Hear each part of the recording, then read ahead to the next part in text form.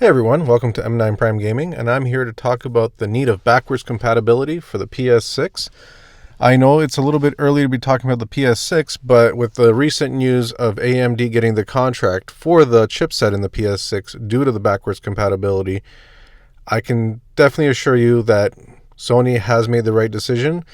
Even though I don't really think they were going to go with Intel, that could have just been a bargaining chip against AMD to get a better price because they're like, oh, we have someone else that can help us. You don't have to do the chip anymore. And I know AMD gets a lot of their money from the manufacturers of the consoles because they do the Xbox and they do the PlayStation right now. And I'm sure they want to keep doing it, especially because those chipsets are going to be probably top of the line when it comes out. But they're going to go backwards very soon. Like, not backwards, but in terms of like, right now the PS5 is on Zen 2 architecture.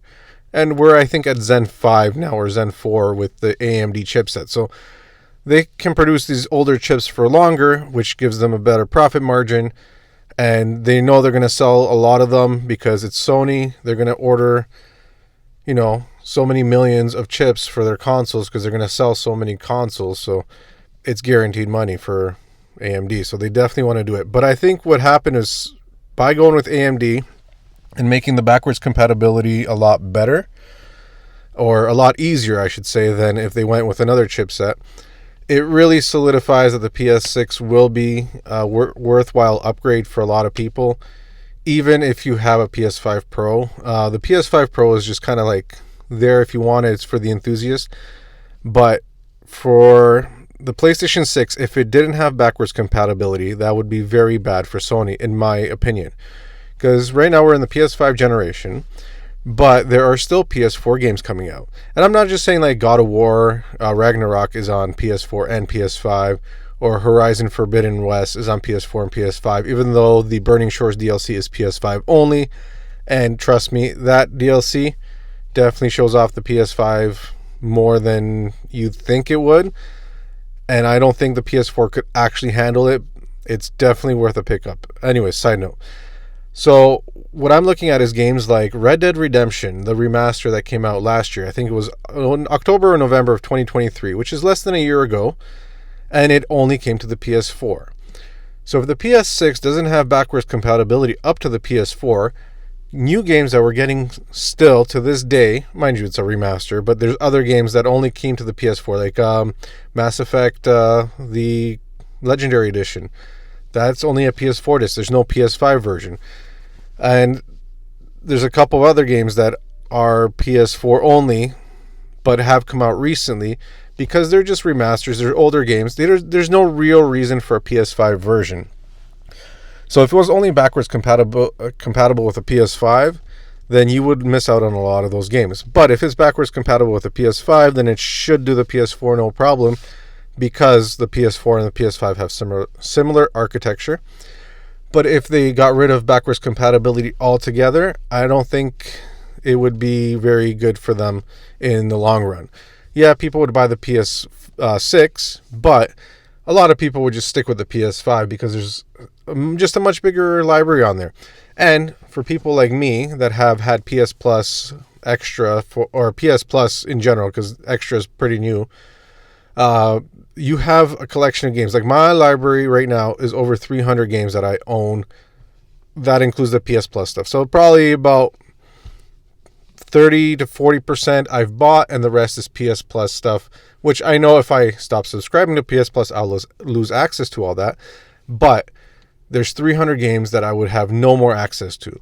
I would have to start my library from zero. And I don't think people are there. I don't think people would want to do that right now, especially on a new console. Let's say there's a launch lineup. Let's say best case scenario 10 games. So you go from 300 to 10. You might not be firing up that PS6. You might be waiting for a price drop, even though surprisingly there's been no price drops on the PS5. There's in some regions it actually has gone up in price. The controller has gone up in price. So PS6 probably will never have a price drop. It will launch at whatever it launches at. And when it launches, maybe then the PS5 will get a price drop. But people would be holding out on that PS6 because you have 10 games to play. Why would you do that if you can play 300 to 400 games on your other console that you probably already have in your library if you're a Sony person. I mean, if you're a hardcore Sony fan, you're going to get that PS6 day one because you want the latest and greatest. But for people like me, I'm on a budget because I have other responsibilities. So for people that have a big backlog like me, there is going to be no incentive to get the newest console if you can hold out. There might be a bundle deal around Black Friday or Christmas time, and you'll get probably a game with it at a discounted price, and that's going to be more than enough for me. Like, when I picked up my PS5, mind you, it was very hard to find it. I wish I got it day one because a pre-order would have guaranteed me not having to try to get in at the last minute on when it goes up in stock.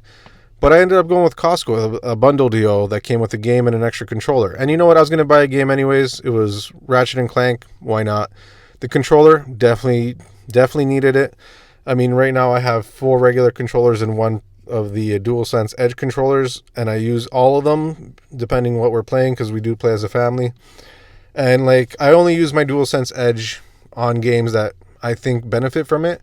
Otherwise, Baldur's Gate 3 does not require a DualSense Edge. A regular controller is fine. You don't need the back paddles. You don't need short triggers or anything like that. You could just play with a regular controller. It's it's not a casual game, but it's a turn-based game, so you can take your time. You don't need the best reflexes. You don't need to be the first person to tap that button. So yeah, the PS6 definitely would need backwards compatibility to get a lot of people to buy into it early. I know if it didn't have backwards compatibility, I would probably be more inclined to wait, simply because I have so many games to play, and if I can't play those games and I have to go with my old games, I'll be firing up my PS5 still. So that PS6 will just be collecting dust, and that's just not something I'm willing to spend. Mind you, I'm in Canada. It's going to be over $600, I believe. It's going to be $650, $700 after taxes, depending on your province. You're climbing up to a $900 console. I mean, the PS5 Pro right now in Canada, I think, is $950 plus taxes. You're over $1,000. You're in a mid-range gaming PC. And yes, PC stuff has gone up in price, but PCs can play pretty much anything that you throw at them. For $1,000, you can probably play any game on a PC today. And if the PS6 comes out around close to between 500 and 1,000, and it only has a handful of games, people are just not going to want to buy it. So going with AMD and hopefully having backwards compatibility will really make people very happy to get this console. And the one thing I think Sony can do to make it a slam dunk is if they're working on a PS3 emulator and make it natively work on the PS6. So if you have a couple of the PS3 games in your library, if they worked on your PS6 without needing to go and stream like we are doing now with PS Plus Extra or PS Plus Premium, because that's the service that has the PS3 games, people would buy that. It would be a niche group, probably less than 10, maybe less than 15% of people. But I know that would really intrigue me, because there's a couple PS3 games that I would love to play because I haven't had a chance or it's been so long. And coming back to it, games like Red Dead Redemption, the first one, was locked away on the PS3. The reason why they got a remaster for the PS4 is because they want people on the PS4 and PS5 to be able to buy it. And same thing with the Switch. The Xbox never got the remaster because the Xbox 360 version of the game will upscale using their backwards compatibility. And people really do enjoy that because if you have the Xbox 360 version of that game, you could have probably picked it up for $5 to $10 today because it's an Xbox 360 game and got the newest version with the high def graphics playing at 4K 60. That would make people happy. And imagine if you can go back to playing PS3 games on a PS6 without the frame drops. I remember playing MotorStorm. It would be choppy at times. When there's a lot going on, that PS3 can't keep up. And if you could have played those games natively at higher clock rates, maybe just a solid lock 30, I think a lot of people would have been very happy with it. So hopefully backwards compatibility is going to be higher on the list for PS6 from Sony. Before, I was never into backwards compatibility, but now that my library has grown, I realize that the big plus to it having a PS5 is I can play my PS4 games without any stuttering, with quicker loading. It's just, it runs better. And I'm sure a lot of people would enjoy that. And if you have a PS6 that can play from PS1 to PS6, mind you, PS1, 2, and 3 would be all emulator, people would definitely make that their go-to console. They wouldn't need a PS5. They wouldn't need a PS4. They wouldn't need a PS3. I know there's people that would like it, but it would still open up the market and make it compelling for people.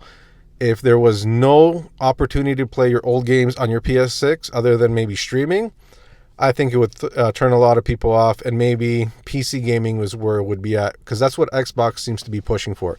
Xbox does want their Xbox, what do they call it? Game Pass. Their Game Pass service is play anywhere. They won't, PC, Xbox, they don't care. They kind of gave up on the console in my eyes. They're more of a service right now. And Sony can keep that console and have their ecosystem. And I think people would be very happy if it was fully backwards compatible, or at least up to the PS4. If it's not backwards compatible, I think it's going to be a huge miss for Sony. And yeah, anyways, thanks for listening. Please like and subscribe. Share it if you want. It's just my ramblings, I know that. But I do appreciate for anyone that's made it this far. Anyways, happy gaming.